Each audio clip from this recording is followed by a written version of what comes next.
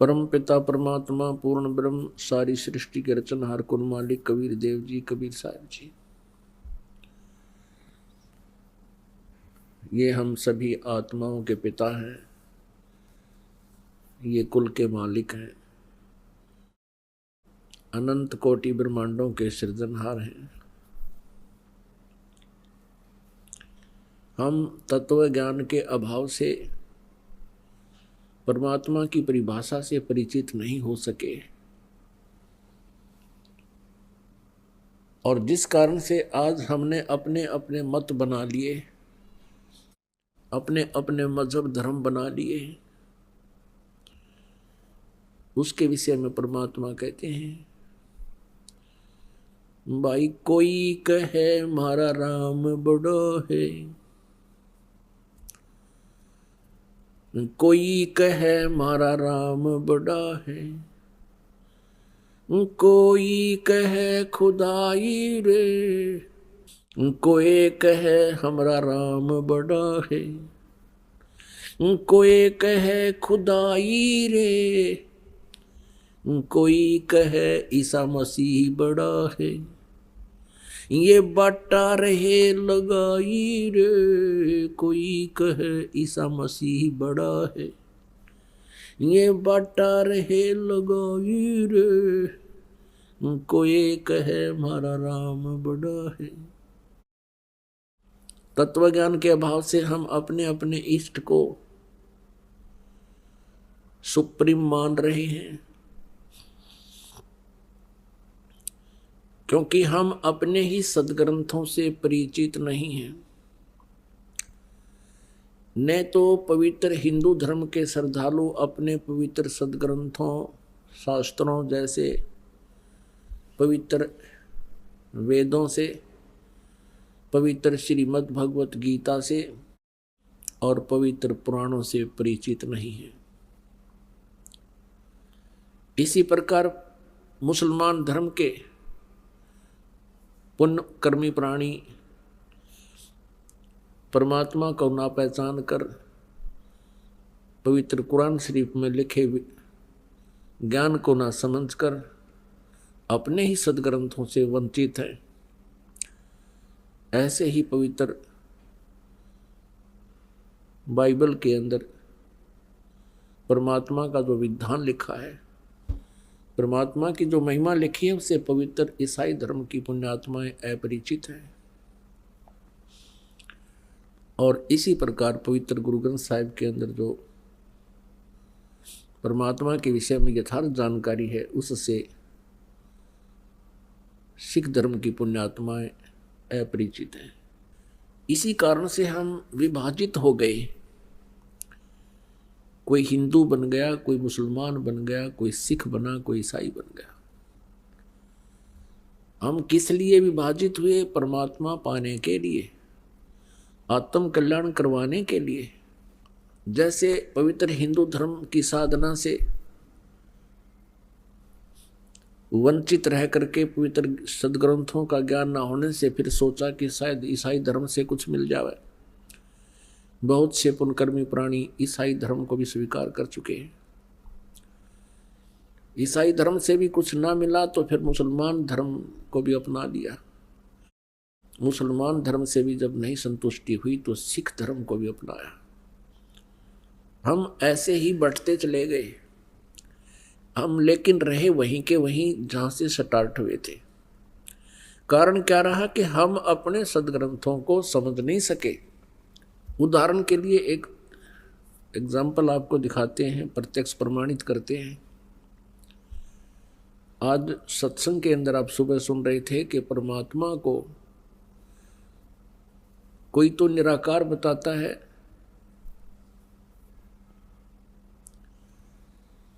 कि वो कभी जन्म नहीं लेता, वो सर्वव्यापक है। और कोई उसको साकार बताते हैं, और साकार रूप में वो क्या बताते हैं कि जो भी दृष्टि गोचर है ब्रह्मांड, चांद सूरज सितारे ग्रह, ये ही साकार रूप है परमात्मा का।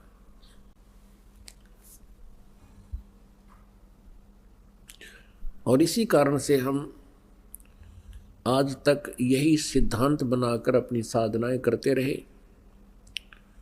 हम साकार मूर्ति रखते थे, भगवान विष्णु जी की पूजा करते थे, फिर भी कोई पूछता था क्या आपको कुछ दिखाई देता है, क्या आप साधना करते हो, आपने भगवान देखा है, कैसा है परमात्मा? तो हम कहते थे वो तो निराकार है, दिखाई थोड़ा ही देता है। परमात्मा का केवल प्रकाश देखा जा सकता है। जैसा हमने सुना सुनाया ये लोक वेद था, अपने आत्माओं सामने विष्णु जी को हम भगवान भी मानते थे और फिर हम भगवान को निराकार भी कहते थे। तो हमारा बालकों वाला ज्ञान था और यही स्थिति प्रत्येक धर्म के व्यक्तियों की है।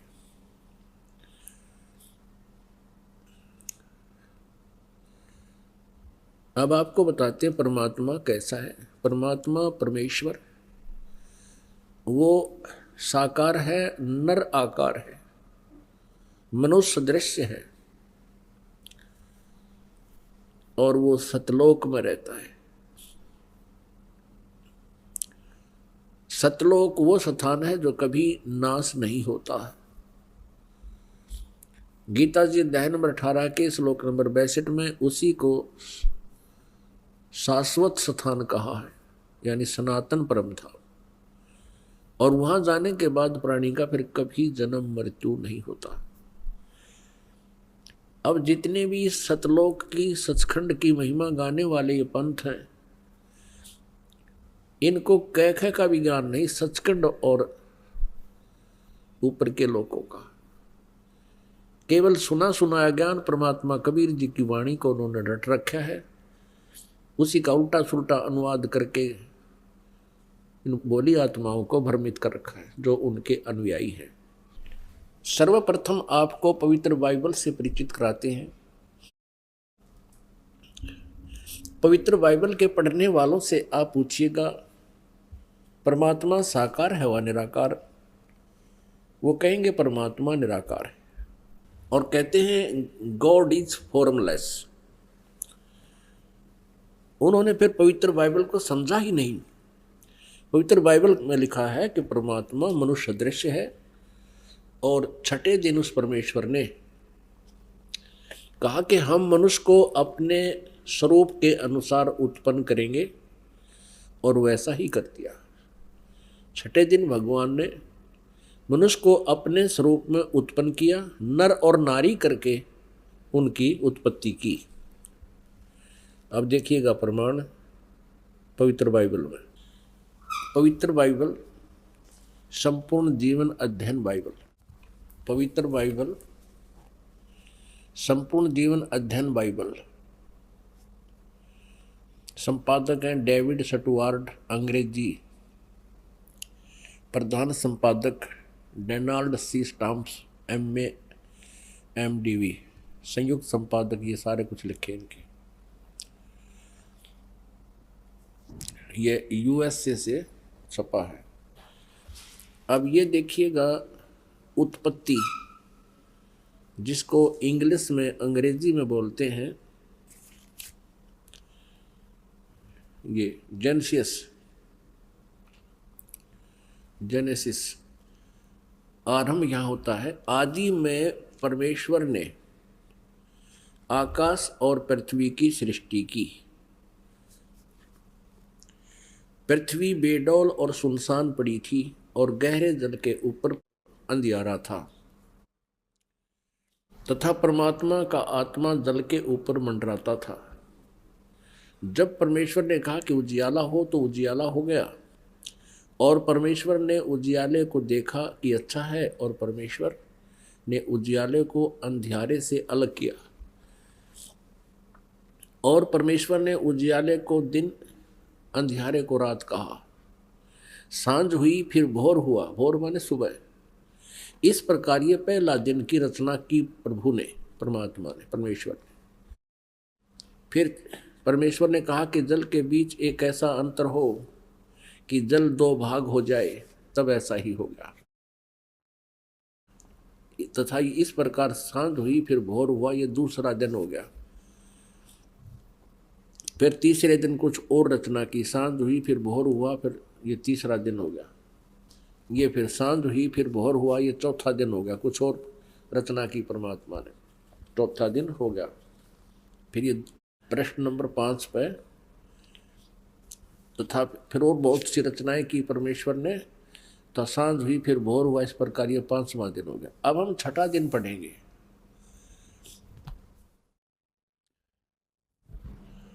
फिर परमेश्वर ने कहा कि हम मनुष्य को अपने स्वरूप के अनुसार अपनी समानता में बनाएं, और वे समुद्र की मछलियों और आकाश के पक्षियों और घरेलू पशुओं और सारी पृथ्वी पर और सब रेंगने वाले जंतुओं पर जो पृथ्वी पर रेंगते हैं अधिकार रखें, यानी उनसे बुद्धिमान हो। तब परमेश्वर ने मनुष्य को अपने स्वरूप के अनुसार उत्पन्न किया। अपने ही स्वरूप के अनुसार परमेश्वर ने उसको उत्पन्न किया, नर और नारी करके उसने मनुष्यों की सृष्टि की। पुण्यात्माओं फिर पढ़ लो। तब परमेश्वर ने मनुष्य को अपने स्वरूप के अनुसार उत्पन्न किया। अपने ही स्वरूप के अनुसार परमेश्वर ने उसको उत्पन्न किया, नर और नारी करके मनुष्यों की सृष्टि की। अब पवित्र बाइबल में उत्पत्ति ग्रंथ अध्याय नंबर 1 का श्लोक नंबर 26 है। ये इसमें स्पष्ट कर दिया है कि परमात्मा मनुष्य जैसा है, उसने मनुष्य को अपने जैसा बनाया है, नर और नारी करके उसकी उत्पत्ति की।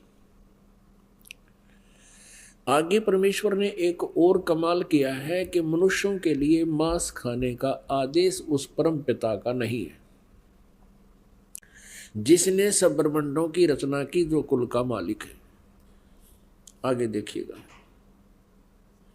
इसी उत्पत्ति ग्रंथ में ये 26 नंबर हमने पढ़ लिया।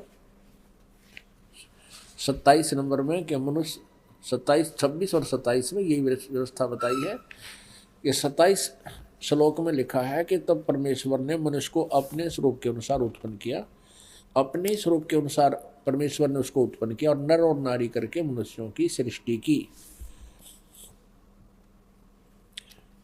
अब 29 श्लोक में देखो, फिर परमेश्वर ने उनसे कहा, मनुष्यों को, सुनो, जितने बीज वाले छोटे छोटे पेड़ सारी पृथ्वी के ऊपर हैं और जितने वृक्षों में बीज वाले फल होते हैं, वे सब मैंने तुमको दिए हैं, वे तुम्हारे भोजन के लिए। अब पूर्ण परमात्मा का कोई आदेश नहीं है मांस आहार करने का किसी भी मनुष्य को, और ये कितना बुरी तरह खाते हैं ये ईसाई लोग। तब सांझ हुई फिर भोर हुआ, इस प्रकार छठवां दिन हो गया। ये और बहुत सी रचनाएं की इसके बाद। अब 7वां दिन देखो,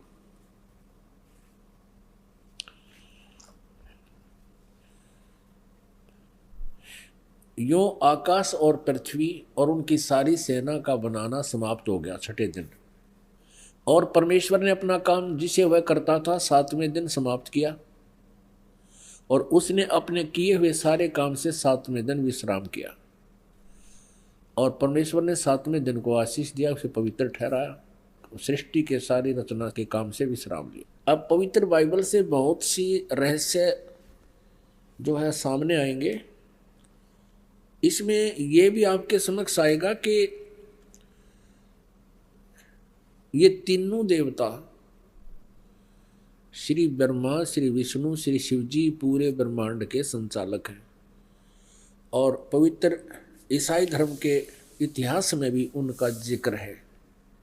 भले ही उनका नाम नहीं है, नाम अन्य, वो अपनी भाषा में कुछ भी लिख ले। अपने आत्माओं, परमात्मा ने आदम और हव्वा की उत्पत्ति की, जैसा पवित्र बाइबल में लिखा है, और फिर मनुष्यों की रचना करके सारे जो कुछ भी यहाँ बनाने थे बना के, चांद सितारे पृथ्वी आदि। तो परमात्मा जो सर्व सृष्टि रचनहार है, वो तो विश्राम कर लिया, उसने ऊपर तख्त पर चला गया। उसके पश्चात यहाँ इस काल भगवान ने बागडोर संभाल ली, ब्रह्म ने, जो श्री ब्रह्मा, श्री विष्णु, श्री शिव जी के पिताजी हैं। तो इसमें ये प्रमाण दिखाते हैं कि क्या लिखा है कि आदम और हव्वा, आदम व्यक्ति का नाम है और हव्वा उसकी पत्नी है, उन दोनों को इस काल ने अपने पुत्र ब्रह्मा जी को संभाल दिया। अब आगे दिखाते हैं कि परमात्मा साकार है या निराकार। तो उनको दोनों को, आदम और हव्वा को, स्वर्ग में एक वाटिका में रहने के लिए छोड़ दिया और उनसे एक विशेष हिदायत दे दी भगवान ने, यहाँ के भगवान ने, कि तुमने इस वाटिका के अंदर और किसी भी वृक्ष का फल तुम खा सकते हो, लेकिन बीच में लगे हुए पेड़ों के फल को नहीं खाना, क्योंकि तुम खाओगे तो मर जाओगे। इसमें लिखा कि फिर कुछ दिनों के बाद एक सर्प आया। उस सर्प ने उनसे पूछा, आदम और हव्वा से कहा कि आप ये बीच वाले पेड़ के फल क्यों नहीं खा रहे हो? तो हव्वा ने सर्प से बताया कि हमारे को भगवान ने मना किया है और कहा कि तुम यदि बीच वाले फल खा लोगे पेड़ों के तो तुम्हारी मृत्यु हो जाएगी। तो सर्प ने कहा कि नहीं, ऐसा नहीं होगा, ये भगवान तुम्हें बहका रहा है, तुम नहीं मरोगे, बल्कि तुम्हें अच्छे और बुरे का ज्ञान हो जाएगा इसके फल खाने से। इसलिए भगवान तुम्हें धोखे में रखे हुए हैं कि कहीं तुम इस बीच वाले फल को, वृक्षों के फल को खा के अपने अस्तित्व को समझ सके, वो नहीं चाहता। अब हव्वा ने उस बीच वाले वृक्ष के फल को तोड़ा, आप भी खाया, अपने पति से भी खिला दिया। उस समय वो दोनों नंगे थे और उनकी ऐसी बुद्धि थी कि उनको शर्म नहीं आ रही थी एक दूसरे से। उस फल के खाने से उनको एहसास हुआ कि हमने ऐसे नहीं रहना चाहिए। तो उन्होंने अंजीर के पत्ते होते हैं बड़े बड़े, उन पत्तों को तोड़ा और अपने पर्दे पर बांध लिया। लिखा है इसमें पवित्र बाइबल में कि शाम के समय भगवान आया वाटिका में टहलने के लिए और उसने आवाज लगाया कि आदम और हव्वा तुम कहाँ हो? भगवान को देखकर उनकी आहट पाकर के वो छुप गए वृक्षों के बीच में और कहने लगे कि हम यहाँ बैठे हैं, हमें आपसे शर्म आ रही है क्योंकि हम नंगे हैं। तो भगवान ने कहा कि तुमने बीच वाले पेड़ों के फल को खा लिया? उन्होंने कहा कि हाँ, हमने बीच वाले पेड़ के फलों को खा लिया, जिस कारण से हमें अब एक दूसरे से शर्म आने लगी। इस बात से वह भगवान नाराज हुआ और उसने कहा कि तुमको किसने बताया ये पेड़ों के फल खाने को? हव्वा ने कहा कि सर्प ने बताया, सांप ने। अपने आत्मा हमने अपने मतलब की बातें लेनी है। ये तो बहुत बड़े सदग्रंथ हैं, ये तो एक वन है, आध्यात्मिक वन, और आध्यात्मिक वन से हमने जो जड़ी चाहिए अपने रोग निवारण के लिए उतनी ही निकाल लेंगे, बाकी ठीक है, बाग हरा भरा पड़ा ही रखा ही है। आपको ये और दिखाते हैं कि भगवान वाटिका में टहल रहा था और ये भी दिखाते हैं पवित्र बाइबल में कि उसने कहा कि अब इस बीच वाले फल के पेड़ के फल को खाने से ये इंसान बुद्धिमान हो गया है और कहीं ऐसा ना हो कि जीवन के वृक्ष वाले फल को भी ना खा ले और फिर ये अमर हो जाए। इसलिए उसको वाटिका से निकाल दिया उनको और उनके चमड़े के कपड़े बनवाए भगवान ने। तो भगवान निराकार की तरह गया। कहाँ से हुआ निराकार? ये कहाँ से लाए ये थ्योरी, ये सिद्धांत? ये देखिएगा, ये हम पढ़ रहे हैं पवित्र बाइबल और जेनेसिस 3 यानी 3रा अध्याय, मनुष्य का पतन, पृष्ठ नंबर 9 पे। यहोवा परमेश्वर ने जितने बनेले पशु बनाए थे उन सब में सर्प धूर्त था। उसने स्त्री से कहा, क्या सच है कि परमेश्वर ने कहा है तुम इस वाटिका के किसी वृक्ष का फल न खाना? स्त्री ने सर्प से कहा, इस वाटिका के वृक्षों के फल हम खा सकते हैं, पर जो वृक्ष वाटिका के बीच में है इसके फल के विषय में परमेश्वर ने कहा है कि न तो तुम उसको खाना और न उसको छूना, नहीं तो मर जाओगे। तब सर्प ने स्त्री से कहा, तुम निश्चय न मरोगे, वरन परमेश्वर आप जानता है कि जिस दिन तुम उसका फल खाओगे उसी दिन तुम्हारी आंखें खुल जाएंगी और तुम भले बुरे का ज्ञान पाकर परमेश्वर के तुल्य हो जाओगे। अतः जब स्त्री ने देखा कि उस वृक्ष का फल खाने के लिए अच्छा है और देखने में मन भाऊ और बुद्धि देने के लिए चाहने योग्य भी है, तब उसने उसमें से तोड़कर खाया और अपने पति को भी दिया, उसने भी खाया। तब उन दोनों की आंखें खुल गई और उनको मालूम हुआ कि वे नंगे हैं, इसलिए उन्होंने अंजीर के पत्ते जोड़ तोड़कर लंगोट बना लिए। तब योहा परमेश्वर, जो कि दिन के ठंडे समय यानी शाम को या सुबह वाटिका में फिरता था, अब देखो, तब योहा परमेश्वर, यानी ये योहा कहो से परमेश्वर को, जो कि दिन के ठंडे समय वाटिका में फिरता था, घूमया करता था, का शब्द उनको सुनाई दिया, उसके पैरों की आवाज़ सुनाई दी। तब आदम और उसकी पत्नी वाटिका के वृक्षों के बीच में छुप गई। वृक्षों के बीच योहा परमेश्वर से छिप गए। तब योहा परमेश्वर ने पुकार कर आदम से पूछा, तू कहाँ है? जिस भगवान ने न्योय नहीं बेरा आदम किस है, तो बताओ परमात्मा है या नहीं, ये भी शंका होगी हमें। तब योहा परमेश्वर ने पुकार कर आदम से पूछा, तू कहाँ है? उसने कहा, मैं तेरे शब्द बारी में सुनकर डर गया, क्योंकि मैं नंगा था इसलिए छिप गया।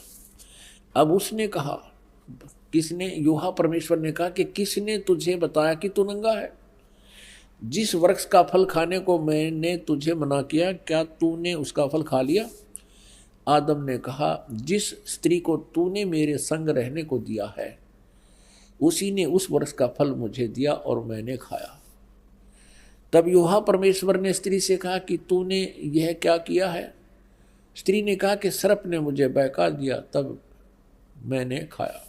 प्रश्न नंबर 10 पर आप देखेंगे, उत्पत्ति ग्रंथ अध्याय 3 और 4 आप पढ़ रहे हो, अभी 3 चल रहा है। इसमें क्या लिखा कि आदम ने अपनी पत्नी का नाम हव्वा रखा,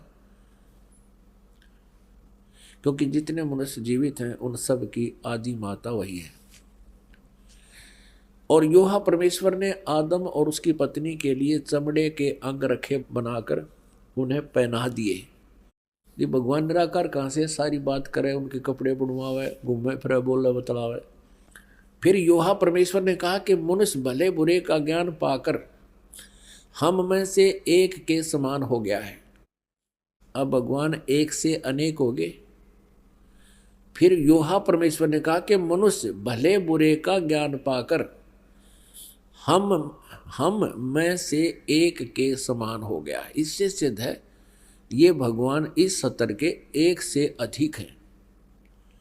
इसलिए अब ऐसा ना हो कि वह हाथ बढ़ाकर जीवन के वृक्ष का फल तोड़ के खा ले और वो सदा जीवित रहे। एक और प्रमाण दिखाते हैं इसी पवित्र बाइबल में, ये देखिएगा। ये प्रश्न नंबर 11 पर भी यही समर्थन है। ये उत्पत्ति ग्रंथ है, 4-5 अध्याय हम चल रहे हैं। अब 5वां अध्याय में भी यही स्पष्ट किया, स्टार्ट में आदम से नूह तक का इसमें जिक्र है, विवरण है। आदम की वंशावली यह है कि जब परमेश्वर ने मनुष्य की सृष्टि की तब अपने ही स्वरूप में उसको बनाया। अब डबल दूसरी बार फिर यहाँ पर प्रमाणित कर दिया कि परमेश्वर ने मनुष्य की सृष्टि की तब अपने ही स्वरूप के अनुसार में उसको बनाया। उसने नर और नारी करके मनुष्य की सृष्टि की और उन्हें आशीष दी और उनकी सृष्टि के दिन उसका नाम आदम रखा। अब स्पष्ट हो गया, 2 बार फिर कह दिया। अब आगे दिखाते हैं, ये भी दिखाते हैं कि ये तीन हैं जो इनको कंट्रोल करते हैं। किसको? ईसाई धर्म को। ये देखिएगा, वो तीन है, तीन का भी प्रमाण आपको देते हैं। ये देखिएगा, ये है 24 पृष्ठ और वही उत्पत्ति यानी जेनेसिस 17-18। तीन अतिथि। अब्राहम ममरे के बांज वृक्षों के बीच कड़ी धूप के समय तंबू के द्वार पर बैठा हुआ था अब्राहम। तब यूहन्ना ने उसे दर्शन दिया। उसने आंखें उठाकर दृष्टि की तो क्या देखा कि तीन पुरुष उसके सामने खड़े। ये तीनों ब्रह्मा विष्णु महेश। जब उसने उन्हें देखा तब उनसे भेंट करने के लिए तंबू के द्वार से दौड़ा और भूमि पर गिरकर दंडवत की और कहने लगा, हे प्रभु, यदि मुझ पर तेरी अनुग्रह दृष्टि है तो मैं विनती करता हूँ, अपने दास के पास से चले न जाना। मैं थोड़ा सा जल लाता हूँ और आप अपने पांव धोकर इस वृक्ष के नीचे विश्राम करें। फिर मैं एक टुकड़ा रोटी ले आऊँ और उसे आप अपने अपने जीव को तृप्त करें, तब उसके पश्चात आगे बढ़ें, क्योंकि आप अपने दास के पास इसलिए पधारे हैं। उन्होंने कहा, जैसा तू कहता है वैसा कर। अब देखो पुण्यात्मा, इस पवित्र बाइबल ने ये सिद्ध कर दिया कि परमात्मा मनुष्य सदृश है, वो साकार है, मनुष्य जैसा है, क्योंकि उसने मनुष्यों की सृष्टि अपने स्वरूप के अनुसार की है। दूसरा कंसेप्ट ये क्लियर कर दिया कि 7वें दिन तख्त पर जा बैठा, उसने विश्राम किया। उसके बाद इस काल के हाथ में बागडोर आ गई, ब्रह्म के हाथ में, और इसने अपने तीनों पुत्रों को ये बागडोर संभाल रखी है, श्री ब्रह्मा, श्री विष्णु, श्री शिव जी को। आपने ये भी देख लिया कि भगवान किसी दृष्टिकोण से भी निराकार नहीं है, वो साकार है। पूर्ण परमात्मा भी साकार है जिसने सारे ब्रह्मांडों की रचना की, और आगे ये देवता भी साकार है जो वाटिका में घूम रहा है, उनसे बातें कर रहा है, उन आदम और हवा के कपड़े सिलवा रहा है। और फिर अब्राहम नाम के एक महापुरुष हुए हैं इसी ईसाई धर्म में। ईसा जी से पूर्व की बातें हैं, आदम जी के बाद की बातें। तो उसने देखा कि तीन भगवान खड़े सामने, उनको दंडवत प्रणाम किया। तो परमात्मा निराकार कहाँ से रहा? ये कहाँ से लाई ये सिद्धांत? ये था लोकवेद। लोकवेद वो होता है जो दंत कथा होती हैं, जो सदग्रंथों के विपरीत होता है, उसको लोकवेद कहते हैं। अब आप जी को दिखाते हैं पवित्र कुरान शरीफ में। आप किसी भी मुसलमान धर्म के श्रद्धालु से पूछिएगा कि अल्लाह कैसा है, वो कहते अल्लाह तो बेचून है। बेचून मीन निराकार है। अब कबीर साहब कहते हैं, खोजत खोजत था किया, अंत कहा बेचून, कि जिस तरीके से ये परमात्मा को खोज रहे हैं वैसे वो मिल नहीं सकता, और खोजते खोजते थक गए तो अंत में कह दिया वो निराकार है, दिखाई देता नहीं। और उसी लोकवेद को सभी समाज में प्रवेश कर दिया। अब देखिए पवित्र कुरान शरीफ में परमात्मा साकार है, मनुष्य सदृश है, और पवित्र कुरान शरीफ का जो ज्ञान देने वाला अल्लाह है, जिस अल्लाह ने पवित्र कुरान शरीफ का ज्ञान दिया वो मुसलमान धर्म का फाइनल गॉड है। अब वो अंतिम भगवान है कि वो पूर्ण परमात्मा मानते हैं कि वो ही समर्थ शक्ति है जिसने कुरान शरीफ का ज्ञान हजरत मोहम्मद जी को दिया। अब दिखाएंगे कि वो ही कुरान शरीफ के ज्ञान देने वाला अल्लाह कहता है कि और एक सुप्रीम गॉड है और उसका ज्ञान मैं भी नहीं रखता, यानी कुरान शरीफ के ज्ञान देने वाला अल्लाह भी उस पूर्ण परमात्मा के ज्ञान से अपरिचित है। उसके लिए ऑप्शन छोड़ दिया है कि किसी बाखबर से पूछो। इसी प्रकार पवित्र श्रीमद् भगवत गीता अध्याय नंबर 4 के श्लोक नंबर 34 में कहा है, गीता ज्ञान देने वाला अल्लाह भी वही है और कुरान शरीफ का ज्ञान देने वाला अल्लाह भी वही है। अब पवित्र श्रीमद् भगवत गीता जी अध्याय नंबर 4 के श्लोक 34 में कहा है, अर्जुन उस तत्व ज्ञान को जो परमेश्वर ने स्वयं आकर अपने मुखारविंद से बोला है, चौथे अध्याय के 32वें श्लोक में जिसके विषय में कहा है, उस सच्चिदानंद घनम की वाणी को यानी उस तत्व ज्ञान को तू तत्वदर्शी संतों के पास जाकर समझ, उनको दंडवत प्रणाम करने से, सरलतापूर्वक प्रसन्न करने से वह तत्वदर्शी संत तुझे उस परमात्म तत्व का ज्ञान बताएंगे। इससे सिद्ध है कि पवित्र गीता जी का ज्ञान देने वाला वो भगवान भी अपरिचित है उस कंप्लीट स्पिरिचुअल नॉलेज से और उस परम अक्षर ब्रह्म से, पूर्ण परमात्मा से। अब देखिएगा पवित्र कुरान शरीफ, देखिएगा पवित्र कुरान शरीफ, इसके विषय में लिखा है कि यह वह इलामी किताब है जिसमें कोई संदेह की गुंजाइश नहीं। भाव ये है कहने का कि इसमें जो लिखा है हमें पूर्ण रूप से मान्य है। अब इसमें मुतरजम यानी शास्त्रीय अरबी पद्धति पर नागरी लिपि में रूपांतरकार हैं नंद कुमार अवस्थी, शेरवानी संस्करण।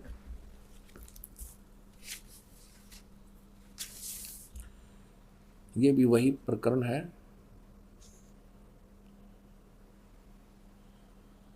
प्रकाशक है लखनऊ किताब घर, मौसम बाग, सीतापुर रोड, लखनऊ। हम इसकी सूरत फुरकानी 25 नंबर, सूरत फुरकानी में देखेंगे, ये 25 नंबर है, प्रश्न नंबर 604 पे ये कुरान शरीफ। और यहाँ देखिएगा इसके 52 नंबर आयत से हम प्रारंभ करेंगे, 52 नंबर से। फला तुतियल काफिरन व जाहिदुम बिही जिहादन कबीरन। अब इसी का इन्होंने, ये तो है अरबी भाषा देवनागरी लिपि में लिख दी, ये है अरबी भाषा उर्दू भाषा में लिखी है, उर्दू लिपि में ये सारा। और यही भाषा फिर हिंदी में लिख दी इन्होंने, जिस प्रकार ये उर्दू में लिखी है, भाषा ये अरबी है, इसका अनुवाद भी इन्होंने यहाँ किया है। देखिए ये 52 नंबर है। अब कुरान शरीफ के ज्ञान देने वाला अल्लाह हजरत मोहम्मद जी से कह रहा है कि ए पैगंबर, तुम काफिरों का कहा न मानना और इस कुरान की दलीलों से, यानी मैं तुझे जो ज्ञान दे रहा हूँ उनका सामना बड़े जोर से करो। इन्होंने इस कबीर का अर्थ जिहादन कबीरन, इन्होंने कबीर का अर्थ यहाँ बड़ा कर दिया। अब किसी ना किसी अक्षर का, शब्द का अर्थ तो होता ही है। अब इसका वास्तविक अर्थ क्या होता है ये दास बताएगा।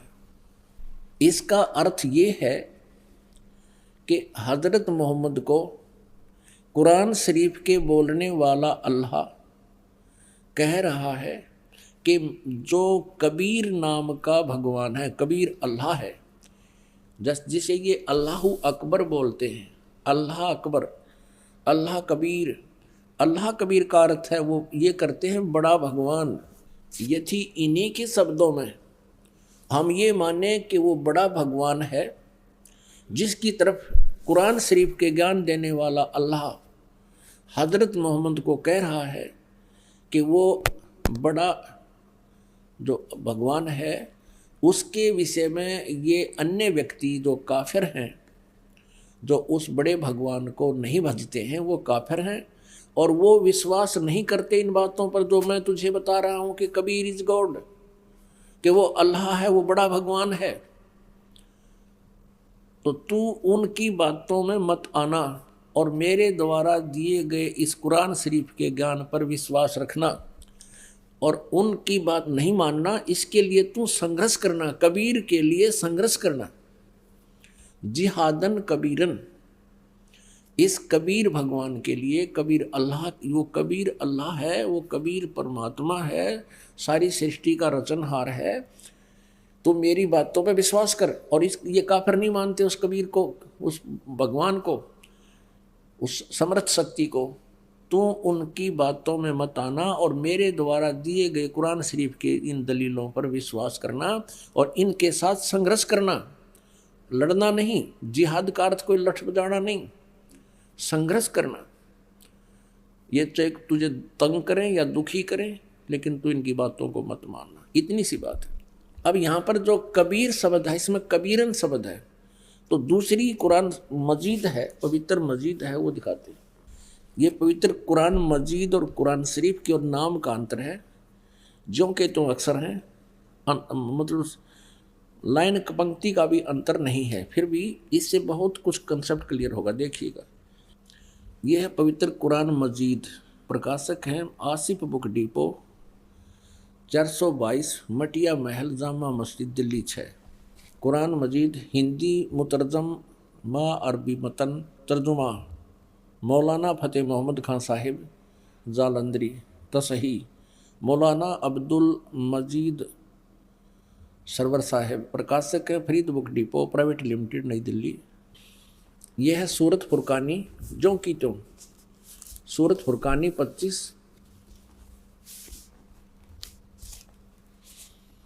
और ये कुरान मजीद पृष्ठ 576 पर, यहाँ देखिएगा। ये वही जो का तो, इसमें कोई अंतर नहीं है। ये अरबी भाषा उर्दू में लिखी है और यही अरबी भाषा हिंदी देवनागरी लिपि में लिखी है। ये 52वें आयत हमको आपको दिखाते हैं।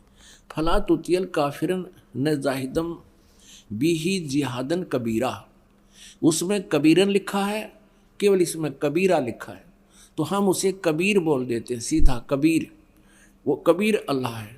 अब यहाँ से हम इतना ही लेंगे, अधिक नहीं। अब हम फिर पवित्र कुरान शरीफ से ही आगे बढ़ेंगे। इससे तो इतना कंसेप्ट क्लियर करना था, इसके कबीरन कहो या कबीर कहो या कबीरा कहो, अर्थ उनका एक ही है। आप देखना, ये कुरान शरीफ, हम फिर कुरान शरीफ पर आगे, ये देखिएगा, ये कुरान शरीफ हम फिर देख रहे हैं किताब, ये वही है कुरान शरीफ। अब यहाँ आगे हम सूरत फुरकानी 25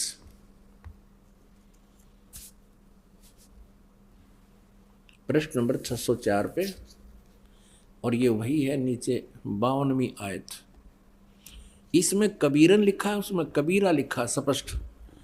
फला तुतियल काफिरन व जाहिदुम बिही जिहादन कबीरन, ये 52 नंबर आयत है। इसका अनुवाद बहुत अच्छा किया इन्होंने।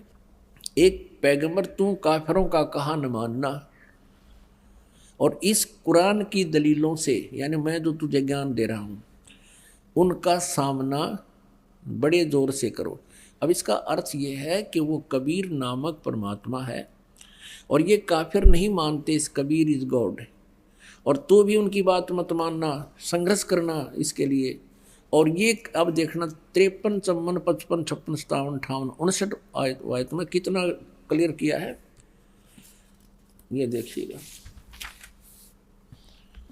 ये 607 पृष्ठ पे है। हमने 52 नंबर आयत पढ़ ली है, अब 53 पढ़ेंगे। और वही है, वो कबीर नामक अल्लाह वही है जिसने 2 दरियाओं को मिला चलाया, एक का पानी मीठा प्यास बुझाने वाला और एक का खारी कड़वा, और दोनों के एक आड़ और मजबूत रोक बना दी। अब 54 पढ़ेंगे, ये 53 पूरी होगी।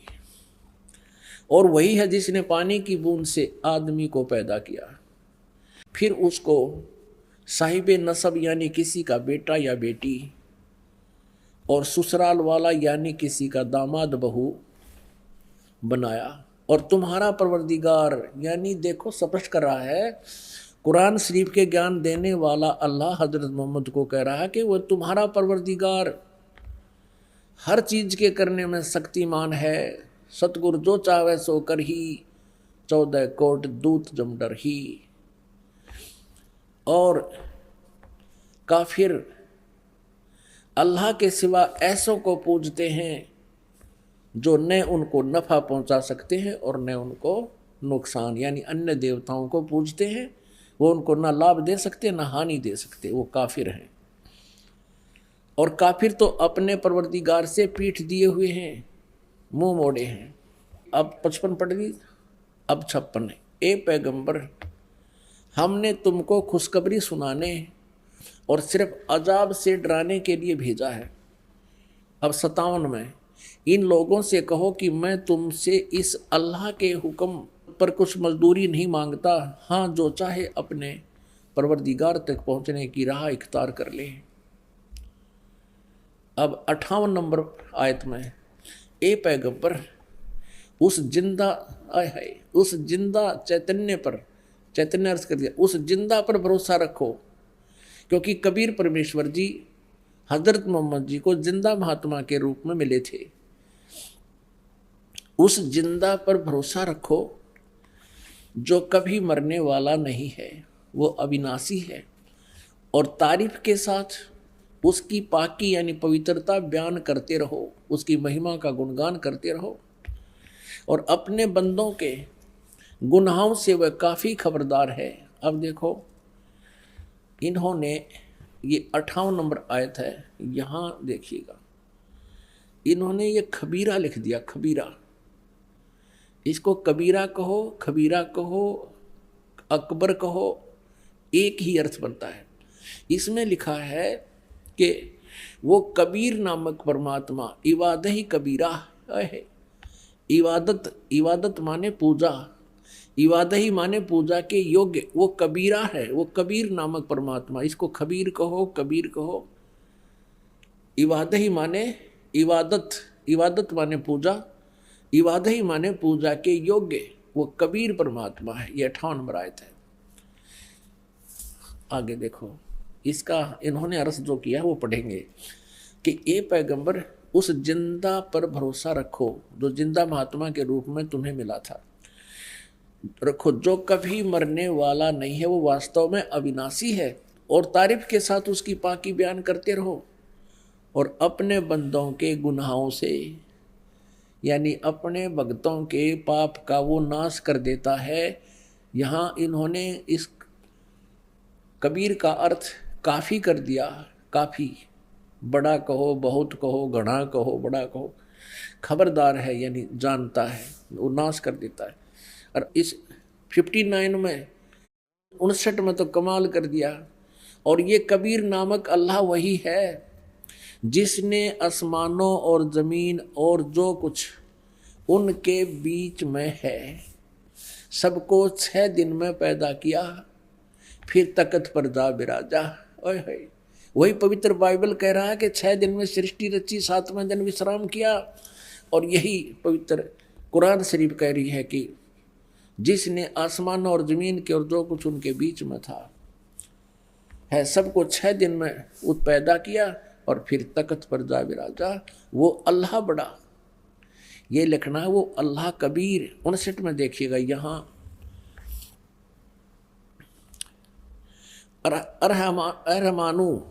अरहमानु असल फसल बीही यु खबीरन। अब इस खबीरन का अर्थ भी उन्होंने बड़ा कर दिया, वो अल्लाह बड़ा, वो अल्लाह कबीर, यहाँ लिखना चाहिए वो अल्लाह कबीर है। ये देखिए,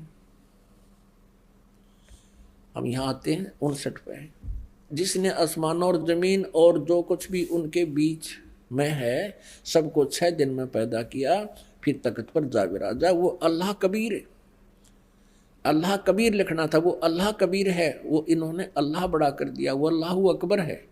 ये कहते हैं वो अल्लाह अकबर है, कबीर बड़ा है, रहमान है, दयालु है। तो उसकी खबर अब यहाँ स्पष्ट हो गया। पवित्र कुरान शरीफ के ज्ञान देने वाला अल्लाह, जो मुसलमान धर्म जिसको अपना अल्लाह मानते हैं, और पैगंबर हजरत मोहम्मद भी उसको अपना अल्लाह मानते हैं, वो कह रहे हैं कि उस कबीर नामक परमात्मा का जिसने 6 दिन में सृष्टि की, तख्त पर जा बिराजा, तो उसकी खबर किसी बाखबर तत्वदर्शी संत से, इल्म वाले से पूछ देखो। पवित्र कुरान शरीफ का ज्ञानदाता अल्लाह भी उस परमात्मा के ज्ञान से अपरिचित है। इति सिद्धम। पुण्यात्माओं, इन दोनों धर्मों के, ईसाई धर्म और मुसलमान धर्म के पवित्र सदग्रंथों ने रल मिलकर ये स्पष्ट कर दिया कि वो परमात्मा सशरीर है, नर आकार है, सशरीर है, और उसका नाम कबीर है, वो साकार है। तो निराकार बेचून कैसे हुआ प्रभु? ये लोक वेदता दंत कथा थी, शास्त्रों को ना समझकर मन मुखी ये ज्ञान हम प्रचलित कर चुके थे और इस पर आश्रित थे। अब हम आते हैं पवित्र हिंदू धर्म के सदग्रंथों पर। पवित्र हिंदू धर्म के सदग्रंथ माने जाते हैं पवित्र चारों वेद और पवित्र श्रीमद् भगवत गीता, पवित्र 18 पुराण। इनमें सबसे श्रेष्ठ पवित्र वेद और पवित्र गीता जी को ही माना जाता है। बाकी जो ज्ञान है पवित्र पुराणों का, ये ज्ञान रला मिला है। कहीं पर तो ब्रह्म ने बोला है और कहीं पर किसी ऋषि का अपना अनुभव पुराणों में लिखा हुआ है, उसका अपना भी विधान है। तो ऐसे जो पवित्र वेदों का ज्ञान है वो पूर्ण परमात्मा ने इस ब्रह्म को दिया था, इसके अंतःकरण में फीड कर दिया। वो प्योर, वो कति प्योर है, बिल्कुल स्पष्ट ज्ञान है। श्रीमद् भगवत गीता जी के अंदर गीता ज्ञान दाता है तो वही, लेकिन इसने इसमें अपना कुछ मत अड़ा दिया है, लेकिन वेदों वाला ज्ञान भी उसमें समावेश किया है। तो हमने अपने पवित्र वेदों में देखना है कि परमात्मा कैसा है। और आज तक जितने भी ऋषि महर्षि हुए हैं सभी वो यही कहते हैं कि हम वेदों के जानकार हैं, हमने वेदों को पढ़ा है और वेदों में परमात्मा निराकार लिखा है, जबकि वेदों में परमात्मा साकार लिखा है, मनुष्य सदृश लिखा है, नर आकार लिखा है, मनुष्य के तुल्य लिखा है और उसको सशरीर बताया है।